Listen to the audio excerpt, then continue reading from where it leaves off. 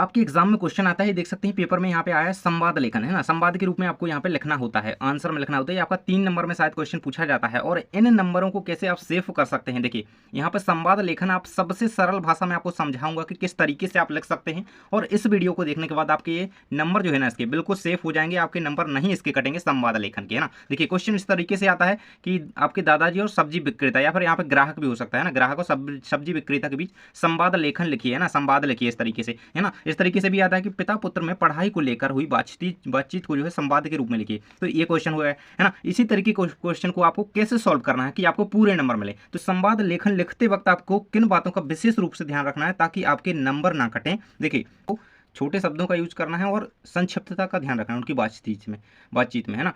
और आप अशुद्धियाँ ना हो, यदि देखिए आप ब्राह्म चिन्हों का यूज उसमें कर रहे हैं और कई सारे जो है शब्द हो जाते हैं या फिर चिन्ह हो जाती हैं, तो उनकी अशुद्धियाँ ना हो, ये सेकंड बात हो जाती है। और थर्ड बात क्या हो जाती है, जैसे आप भाषा लिख रहे हैं जो भी, है ना, तो वो भाषा जो आप लिख रहे हैं बोलचाल वाली भाषा जो होनी चाहिए, है ना, बोलचाल की भाषा होनी चाहिए, ना कि आप ऐसी भाषा लिखें जो कि कठिन हो समझने में, है ना। बिल्कुल सरल भाषा का और बोलचाल की भाषा का यूज करना है, तो आपके नंबर बिल्कुल से नहीं कटेंगे। तो आ जाते हैं क्वेश्चन पे। यहाँ पे देखना है कि क्वेश्चन इस तरीके से आता है और इसका आंसर आप कैसे लिख सकते हैं। देखिए सरल भाषा में आंसर कैसे लिखना है कि आपका नंबर एक भी ना कटे, इस बात का हमें विशेष ध्यान रखना है। देखिए यहाँ पे क्वेश्चन ये बहुत इंपॉर्टेंट है, इसे आप कंप्लीट कर लीजिएगा और मैं इसका सॉल्यूशन आपके सामने रखूंगा, है ना। इसका भी कभी मैं करवा दूंगा बाद में। ग्राहक और सब्जी वाले के मध्य होने वाले जो संवाद होता है उसे आप किस तरीके से लिख सकते हैं। तो देखिए आपके जितने भी प्रश्न क्रमांक में ये क्वेश्चन आता है पहले वही डाल लें कि प्रश्न क्रमांक, है ना, यहाँ पर डाल लेते हैं प्रश्न क्रमांक जितना भी है, जैसे मैं 18 डाल लेता हूँ, 18 का उत्तर, है ना, 18 में ये आया हुआ है, लिख देंगे उत्तर और 2 लाइन इस तरीके से खींच लेंगे ताकि आपकी कॉपी में लिखा हुआ लगे बिल्कुल, है ना। आप कॉपी में ही लिखेंगे उत्तर अपनी जो है पेपर में। देखिए यहाँ पे देख सकते हैं। अब इसका आंसर आपको लिखना स्टार्ट करना है और हेडिंग वाइज लिखना है, क्योंकि आप दो जन के बीच लिख रहे हैं ना, किस तरीके से लिख रहे हैं ये तो हम पहले स्टार्ट कर ही लेते हैं। देखिए उत्तर यहाँ से हम लिखना स्टार्ट करेंगे, उत्तर डाल दिया पहला। अब देखिए किसके बीच, ग्राहक और सब्जी वाले के बीच। तो भाई सब्जी वाला बैठा हुआ है, उसके पास ग्राहक जाएगा, तो सबसे पहले कौन बोलेगा, ग्राहक ना बोलेगा। तो ग्राहक यहाँ पे इस तरीके से आप यहाँ पे डाल देंगे और डैश लगा करके अब भाई ग्राहक को बोलना है, तो वो आप कितने कौन से नीले पेन से लिखना है वो आपको, है ना। देखिए ग्राहक जाकर के सीधे सब्जी वाले से पूछता है कि ये टमाटर या आलू जो भी हो गए, है ना, ये टमाटर कैसे दिए, है ना, ये टमाटर कैसे दिए। सीधे आप इन्हीं शब्दों का यूज करेंगे, ऐसे ही आप बोलते हैं। आपको देखिए अपनी फ्रेंडली भाषा का यूज करना है इसमें लिखते हुए, है ना। आपने पूछा है तो यहाँ पे देखिए उन्हीं विराम चिन्हों का यूज करें। अगर आप पूछ रहे हैं कोई बात तो यहाँ पे क्वेश्चन मार्क का यूज करना है ना। और अगर अपनी बात खत्म कर रहे हैं तो यहाँ पे आप फुल स्टॉप का यूज कीजिएगा, है ना। अब आपको आप बोलेगा सब्जी वाला, आपने पूछा कि टमाटर कैसे दिए, है ना, ग्राहक ने, अब सब्जी वाला बोलेगा, है ना। तो यहाँ पे आप लिख देंगे सब्जी वाला, इस तरीके से लिखेंगे तो बिल्कुल आपका जो है स्पष्ट लिखा हुआ दिखाई देता है। अब सब्जी वाले भैया बोलेंगे तो वो कैसे बोलेंगे कि ले लो बाबूजी या भैया जो भी हैं, है ना। आप अगर जा रही हो या फिर आपके दादाजी जा रहे हैं तो उनसे बोलेंगे ले लो बाबूजी, है ना, इस तरीके से ले लो बाबूजी, है ना।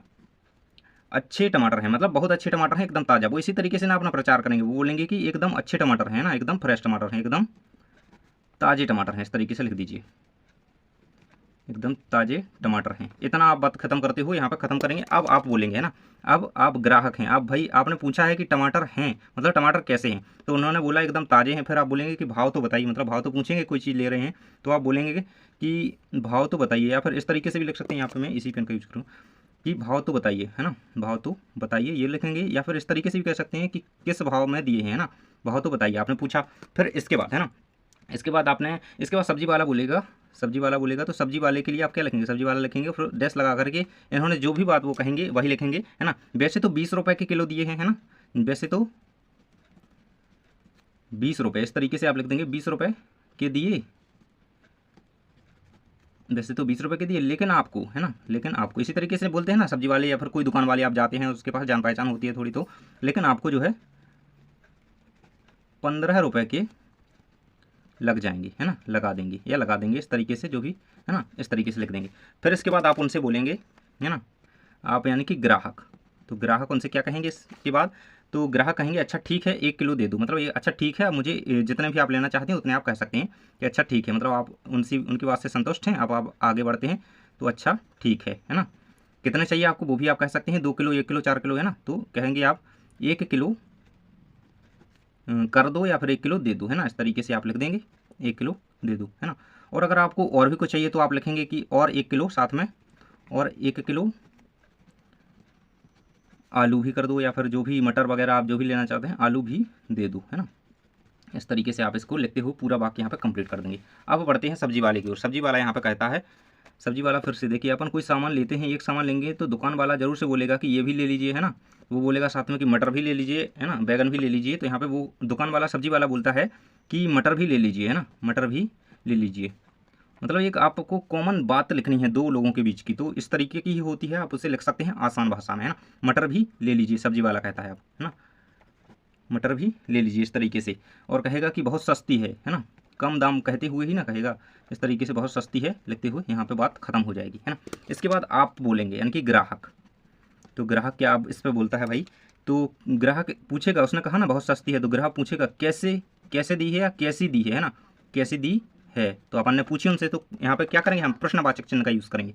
अब फिर भाई सब्जी वाला फिर से बोलेगा, सब्जी वाला उसके दाम बताते हुए देखिए बोलेगा, क्या कहेगा, तो सब्जी वाले से हम इतना पूछते हैं कैसी दी है। अब वो बताएगा कि है ना मात्र 10 रुपये किलो दे रहा हूँ, 20 रुपये किलो दे रहा हूँ, है ना, केवल कहेगा केवल 15 रुपये किलो, है ना, 15 रुपये किलो या 10 रुपये किलो जो भी है, किलो है, ले लीजिए, ले लीजिए। इतना करते हुए आप ये वाक्य यहाँ पे ख़त्म कर देंगे। इसके बाद आप बोलेंगे भाई, आप यानी कि ग्राहक बोलेंगे। ग्राहक इसके बाद क्या बोलेगा, देखिए यहाँ पे ग्राहक डालते हुए अब क्या लिखेंगे, अब आपको लिखना है ग्राहक क्या बोल रहा है। आप उन्होंने कहा 15 रुपये किलो है, अब आप लिखेंगे अच्छा ठीक है। अगर आप इससे संतुष्ट हैं और नहीं तो आप चाहते हैं कि कहेंगे कि थोड़ा कम कर लीजिए, है ना, तो वो 10 का कर दे शायद, है ना, लेकिन आप कहेंगे अच्छा ठीक है ना, अच्छा ठीक है।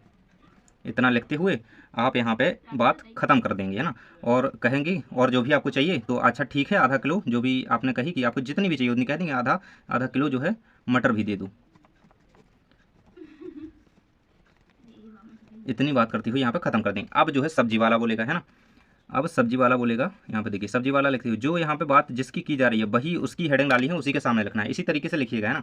अब सब्जी वाले भैया क्या बोलेंगे, यहाँ पे देख सकते हैं, ये हेलो बाबूजी, है ना, मतलब वो आपको पूरा पैक करके दे देते हैं, ये हेलो बाबूजी। देखिए यहाँ पे ये हेलो बाबूजी, और फिर कहेंगे कि धनिया और हरी मिर्च भी रख दिए, है ना, मतलब वो रख देते हैं एक्स्ट्रा में, तो वो कहते हैं यहाँ पे हरी मिर्च भी रख दिए, है ना, हरी मिर्च भी रख दी है।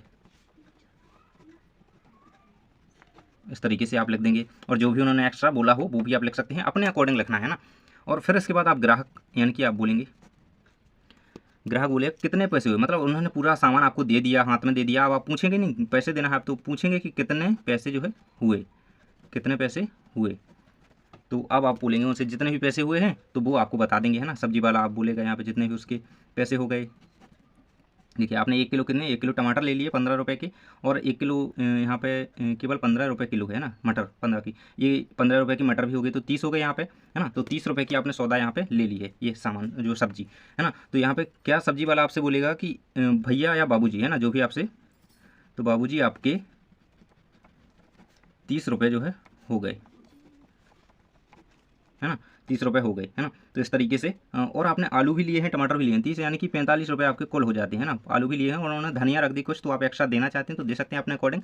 फिर आप ग्राहक बोलते हैं यानी कि ग्राहक, तो आप इनको पूरे पैसे दे देते हैं ना, ले लो या ले लीजिए, है ना, ले लीजिए भैया, है ना। तो इस तरीके से आप यहाँ पे पूरा संवाद लेखन कर सकते हैं।